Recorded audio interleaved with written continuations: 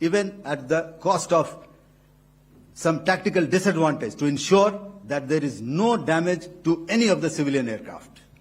And this was also brought out in our press briefing during the day. So I will now hand over to my colleague to cover the events of 9th onwards.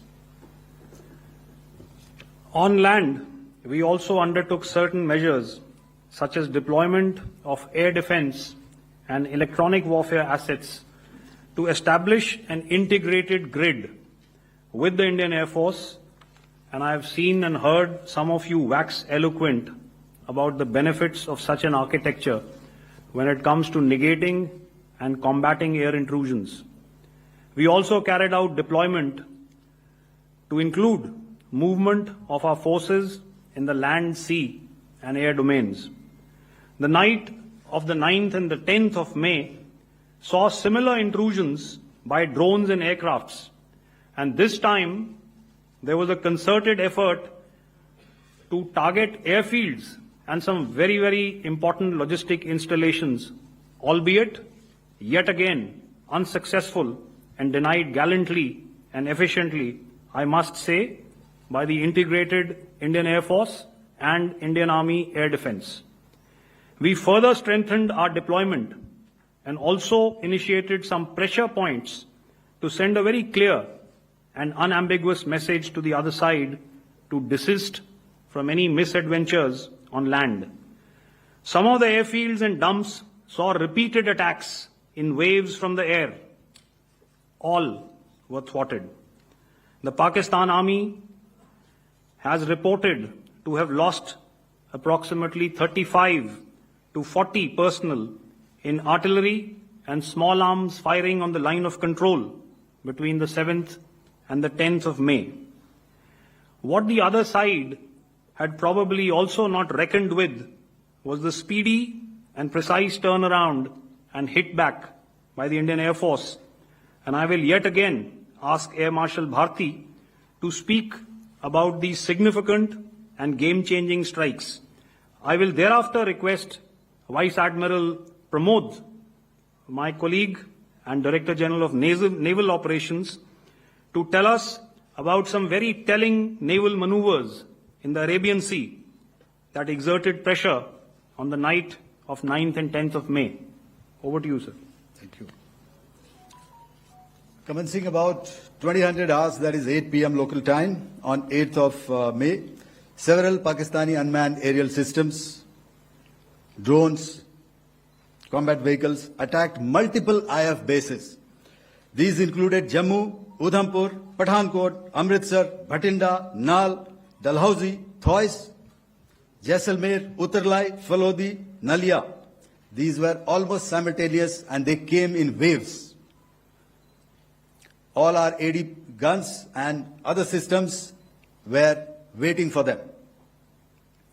All these waves were neutralized by our trained crew using the air defense systems that they have, and also some of them were utilized using our legacy systems like Pechoras and IAF Summer, which we have recently acquired. And some were neutralized by the Garud snipers. There was no damage on ground from these incursions and these mass raids, if I could call them, from the Pakistani side. However, following these relentless attacks on our air bases, on our forward positions, and on our civilian targets, this was time to convey some message to our adversaries. And therefore, a decision was taken to strike where it would hurt. And towards that, in a swift, coordinated, calibrated attack, we struck his air bases, command centers, military infrastructure, air defense systems across the entire Western Front. The bases we struck include Chaklala, Rafiki, and mind you, Chaklala is Islamabad. Rahim Yar Khan, Sakar, sending a clear message that aggression will not be tolerated. This was followed by strikes at Sargoda, Bholari, Jacobabad.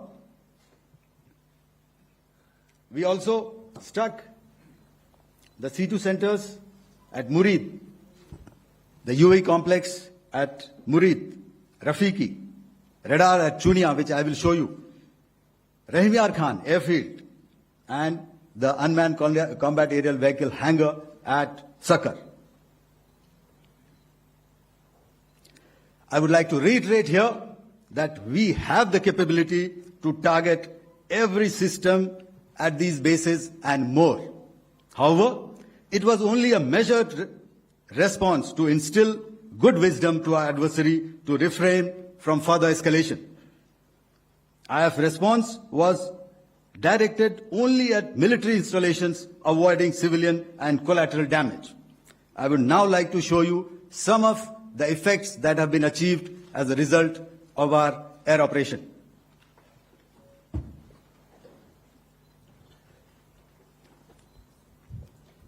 Here is the Pasrur air defense system, if you could see. Zoomed up view. This is the radar mounted on a high tower. And after the strike,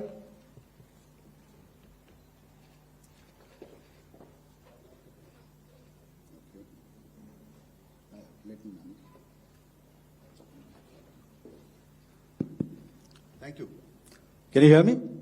Yeah, thank you. And after the strike, this is what has happened. This radar has been taken out, completely burnt. Next slide, please. The Chunia air defense radar, which was taken out on 7th and 8th. This is the radar site. A blown up photograph, once again, on a tower. Not very clear, but what you see very clearly is the after effect after we have struck. The radar head has been completely decapitated. Next slide, please. Arifwala air defense radar. In this complex, you see how it looked before, blown up image, and after really blown up. Next. Now coming to Sargoda airfield. Remember, this is one of their important airfields wherein they have a lot of assets, F-16s, other assets which they keep getting, training institutes. And we have stuck this airfield. It is not, if you zoom in here, then one impact point here on the runway and second impact point of our weapon, precision weapon on the runway. And if you see this blown up, repairing going on. Same here. Next. Rahim Yar Khan. This is the area we have struck. A deep strike out here and one complex here. So this is how it looked before, and the same. You see a big crater, another crater here, and this complex after strike neutralized. Next. Chaklala airfield, Noor Khan, once again a major air base, a lot of their logistic assets out here. This was the chosen complex that we intended to strike and convey a message. Next slide, please. This is how it looked before, and this is how it looked after our strike. Next. Sakar. We chose the radar site at Sakar. This is the radar site. And after it was struck, this is the aftermath, completely burnt out. Next, please. Aircraft shelter. This is how it looked before the strike, and this is how it looked after the strike. The roof of the buildings completely caved in and burnt. Next. Bholari airfield. aircraft hangar. This is how it looked before, and this is how it looked after the precision strike. Next. Jacobabad, aircraft hangar, and this is how it looked after. Next. So what I'm trying to convey here, ladies and gentlemen, is to start with, our fight was neither with the Pakistani military nor with anybody else who's there on the other side. Our fight was with the terrorists. We neutralized the terrorists that we selected to be neutralized, and thereafter we only maintained the air defense posture. However, we were relentlessly pounded by waves after waves, night after night, by his UCAVs, by his drones, and by his other unmanned aerial systems. And that left us with no choice but to retaliate, and yet our retaliation was calibrated, it was graduated, and it was proportionate. Thank you.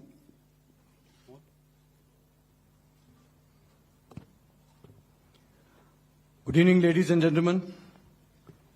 In the aftermath of the cowardly attacks on innocent tourists at Pahalgam in Jammu and Kashmir by Pakistani-sponsored terrorists on 22nd April, the Indian Navy's Carrier Battle Group, surface forces, submarines and aviation assets were immediately deployed at sea with full combat readiness in concert with the Joint Operation Plan of the Indian Defence Forces.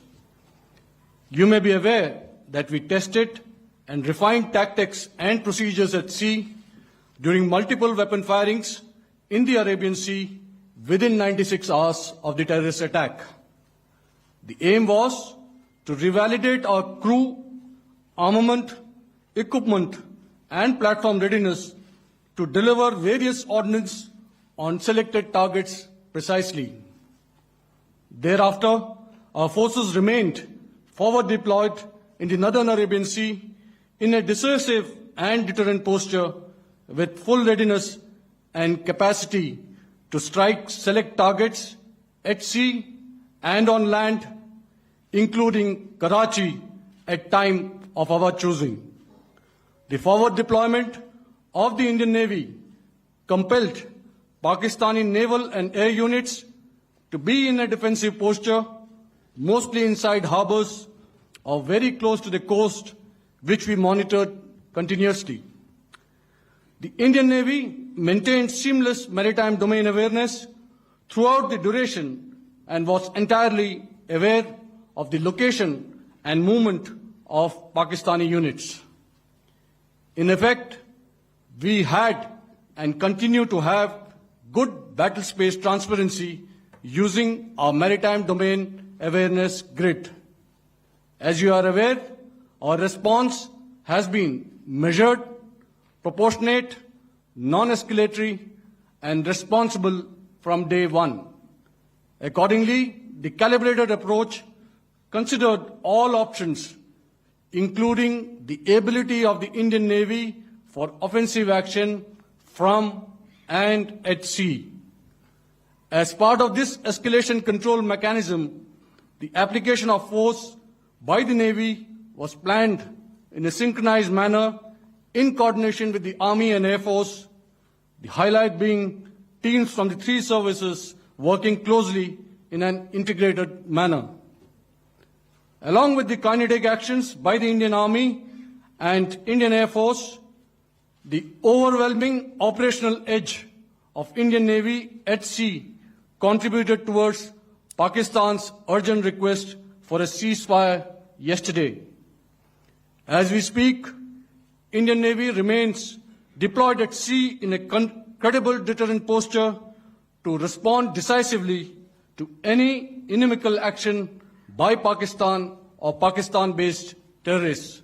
Thank you. Samno Varna, Jai Hind. Now I'll hand over to Director General Military Operations for further proceedings.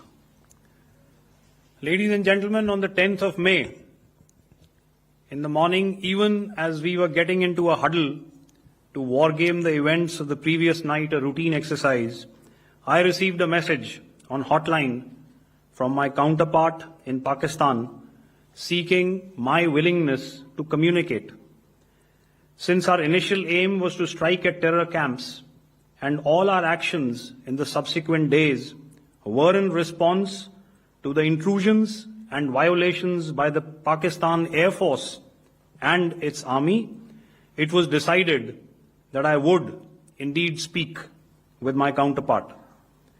You are already aware, I've seen it being covered on national television, that my communication with the Pak DGMO was conducted at 15:35 hours yesterday and resulted in cessation of cross-border firing and air intrusions by either side with effect from 1700 hours 10th of May, after he proposed that we cease hostilities.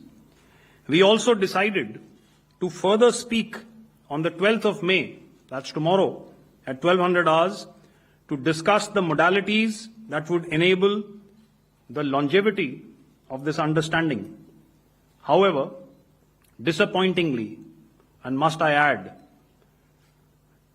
expectedly, it took only a couple of hours for the Pakistan Army to violate these arrangements by cross-border and across the line of control firing, followed by drone intrusions across the expanse of the Western Front through last night and in the early hours of the morning today.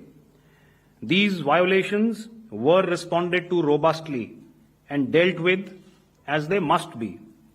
We have earlier today sent another hotline message to my counterpart highlighting these violations of the understanding between the DGMOs on the 10th of May and our firm and clear intent to respond to these fiercely and punitively, if repeated tonight, subsequently, or later. In this regard, I must inform all of you that the Chief of Army Staff has earlier today conducted a security review and has granted full authority to our Army commanders for counter-actions in the kinetic domain in case of any violation by Pakistan. In the end, I pay my solemn homage to my 5 fallen colleagues and brothers from the armed forces and civilians who have tragically lost their lives in Operation Sindoor. Our hearts go out to the bereaved families, and we express our solidarity to them in this lifetime and beyond, at this grave juncture in their lives.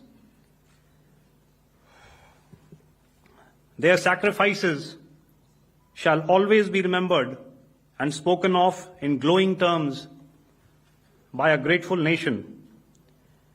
We have thus far, ladies and gentlemen, exercised, and my colleague Pramod highlighted this, immense restraint, and our actions have been focused, measured, and non-escalatory. However, any threat to the sovereignty, territorial integrity, and safety of our citizens will be met with decisive force. Jai Hind.